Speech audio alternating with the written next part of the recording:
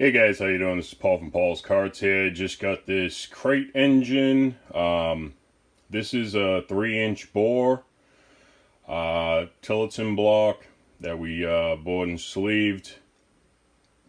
Nice, real nice build. This is going to Chester Mike Portman, and real nice customer. Basically said just build it how I'd want it. So I built it how I'd take it. We have billet valve cover. We have the PVL coil and PVL flywheel. We have the 3-inch billet piston. We have the ARC billet rod.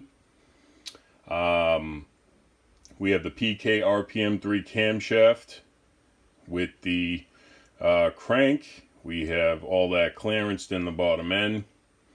We got chrome ollie push rods. We got a big valve head. This head actually has MoldStar seats and titanium valves. Set them up with some custom springs. Gauge black venom roller rockers, ratio rockers, 1.35 to 1 ratio rockers.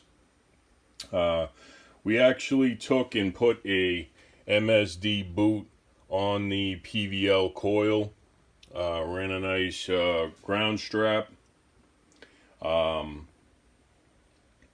just like using those ground straps because they kind of just have this real powerful look. You know, that cable is massive, so it just kind of commands power. We went with the billet valve cover. With the black anodized.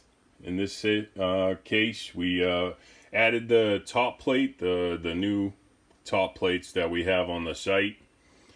These ones are different than the old top plates. They have the cutout for the little boss that sticks up on the top of the engine, so they sit down flush. They do come with the mounting screws, and they take and you're able to mount the fuel pump to these style top plates. These are now available on the site. He had purchased the other one. I just swapped it out for this one. They originally purchased the black plastic pump. I swapped it out for the aluminum pump. The black plastic ones, just when the engines get hot, they can kind of distort a little bit and lose their seal. The aluminum doesn't distort, so we have these on the site as well. We also list those as you know, good, better, and then we have a big, huge one for the big block that we list as best. But this is definitely a better choice than the black plastic.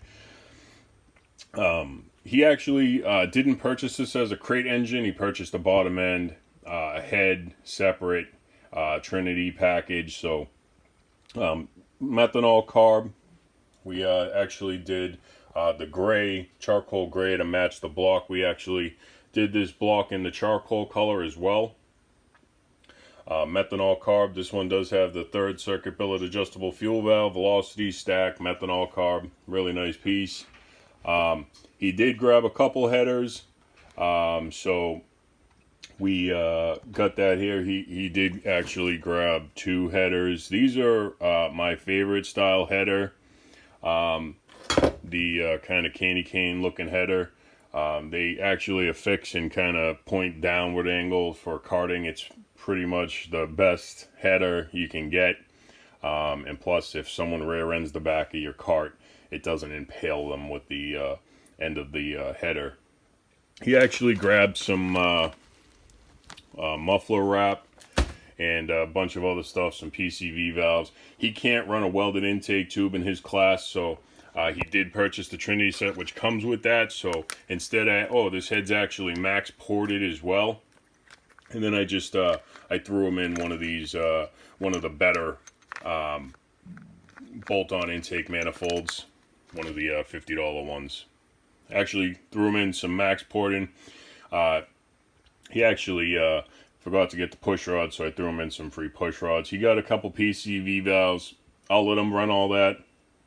I threw him in some custom work. Just, you know, he's a good shit. He's got the carb connector. This carb connector kit is what connects the carb to the manifold. couple hose clamps, comes with a molded plastic thing, has Paul's Karts on it and stuff like that. It's a pretty cool piece. But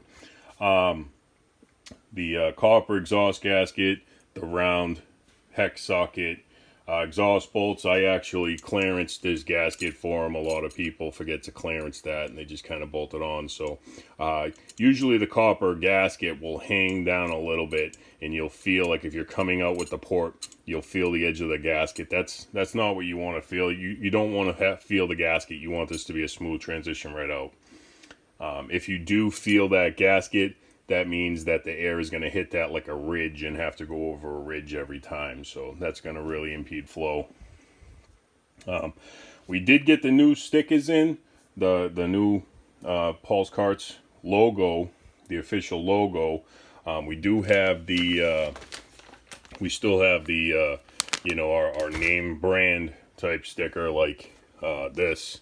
But these are an actual logo. He actually did get a shroud or a chain guard as well. So that's actually another thing he had purchased. And, you know, he had got some of this black, couple feet of the black, you know, vent tube.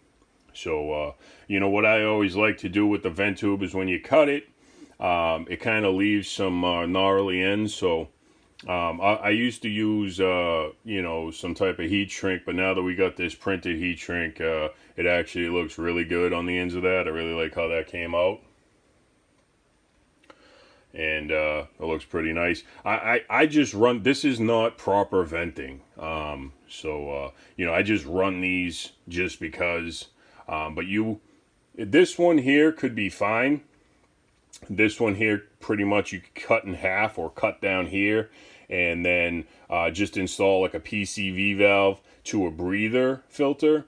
And then this other half you would kind of turn and it would go this way and kind of go into like a puke tank. So on this half of this one, venting the block out to the puke tank, you would have a PCV valve. And then this one leaving the head that's cut in half would just have a PCV valve to a breather filter.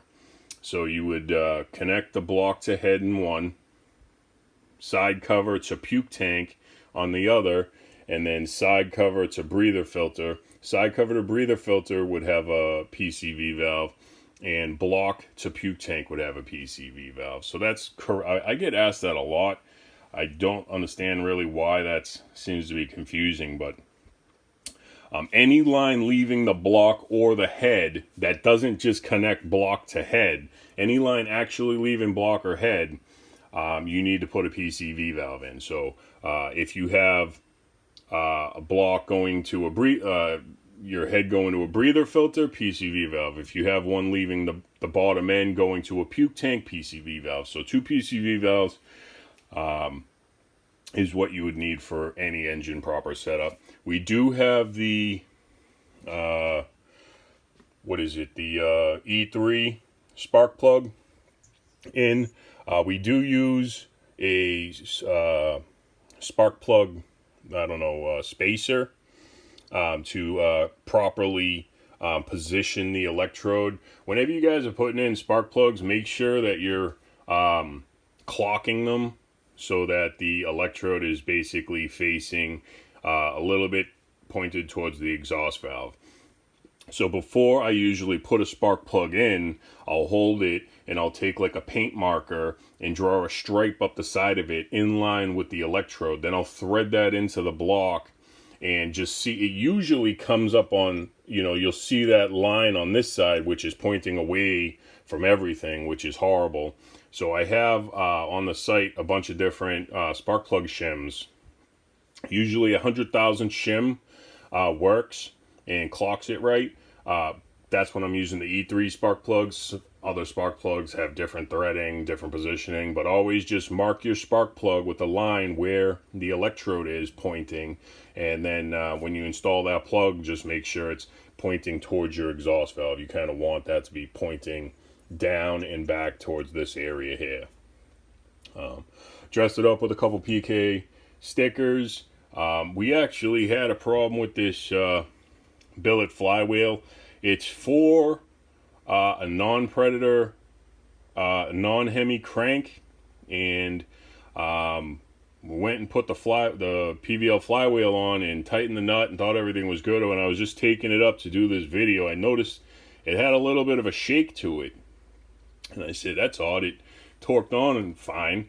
And then under closer inspection, I noticed that it actually sat on a little bit too far, almost like the CNC machine that they did it. Opened up the taper a little bit too much, and it sat too far on the crank, so the nut actually bottomed out. And I kind of thought, I know there's a difference between Hemi and non-Hemi. Maybe it's a Hemi flywheel I'm putting on. So kind of started checking the part number, and because I took it out of a box labeled, non-Hemi PVL flywheel, so started checking all that stuff, and everything checked out. So it's literally just probably the machine opened it up a few thou too much, where the flywheel can just sit on too much, and the nut actually bottomed out against the crank itself instead of actually drawing it in and bottoming out against the flywheel and tightening on the taper. It actually, the taper was too large, where it just sat too far on the crankshaft, and the nut couldn't get it tight. Easy fix. I'm just going to send the engine as is, and just when we actually have a bunch on order, so when that flywheel comes in, a replacement for this flywheel, we'll just send that out. I'm kind of kicking myself because a customer had just bought 2 of those, and I just boxed them and just shipped them out the day before I did this. I usually keep a few of them in stock. Parts have been selling like crazy, and some parts are very hard to get in, so just maintaining and keeping parts in stock is hard these days. A lot of companies will have stuff, and then it'll go out of, the billet cranks have been gone for a while. Valves are hard to get right now. And there's just, even some of the PVL flywheels, Hemi side covers were kind of hard to get for a second, but some of the stuff is coming back. But I just wanted to make this quick video. I really like the way this engine looks with the charcoal block and with the black, and just the way it plays against everything. So I hope you guys like this engine. This is a 3-inch titanium valve MoldStar seat monster. So Chester, this is for you, Mr. Pullman. If you guys want to get something like this for yourself, you can check out the website. The website's paulskarts.com. The website paulskarts.com. If you guys want to try to contact us, you can contact us through email. The email address is paulskarts@gmail.com. Again, the website is paulskarts@gmail.com. If you guys want to contact us through the site, there's actually a through site contact. There's a contact us button. After you guys purchase something, a head or something like that, if you guys want to send the bottom end specs so it's built to the math, you can click on that contact us button and send us it's basically a through site email contact us button. If you guys need to text or call, preferably text or call number is 781-492-7358. Again, text or call 781-492-7358. So I'm Paul. This is Paul's Karts. This is the 3-inch bore big boy. So if you guys need anything, check out the site. And until next time, guys, have a nice day.